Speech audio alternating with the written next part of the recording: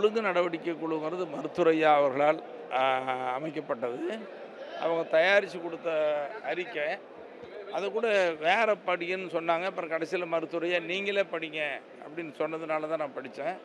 அந்த ஒழுங்கு நடவடிக்கை குழு அறிக்கையை மருத்துவரையாவுக்கு கொடுத்துருக்குறாங்க. மருத்துவரை என்ன செய்ய போகிறாங்கன்னு தெரியல. பரிந்துரை பண்ணியிருக்காங்க.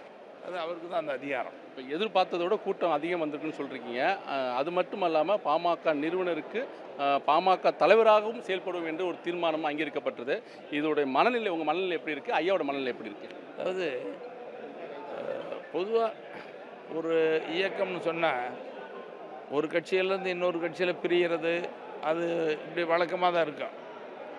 காங்கிரஸ் கட்சியிலேருந்து பல்வேறு கட்சிகள் இந்திய அளவில், அதே மாதிரி தமிழ்நாடு அளவில் திராவிடர் கழகத்திலிருந்து பிரிந்த கட்சிகள், இப்படி பல கட்சிகள் பிரிக்கப்பட்டது. ஆனால் எங்கள் பாட்டாளி மக்கள் கட்சியை பொறுத்த வரைக்கும் மருத்துவரையா அவர்கள் என்ற ஒற்றை மனிதரால், தனி மனிதனால் உருவாக்கப்பட்ட இயக்கம்தான். அவர் தான் வன்னியர் சங்கம் ஆரம்பித்து 96,000 கிராமங்களுக்கு போனார்.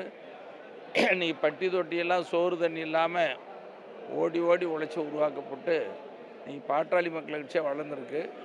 ஒரு வலிமையான பாட்டாளி மக்கள் கட்சியாக, தமிழ்நாட்டில் தவிர்க்க முடியாத பாட்டாளி மக்கள் கட்சியாக இருந்தது.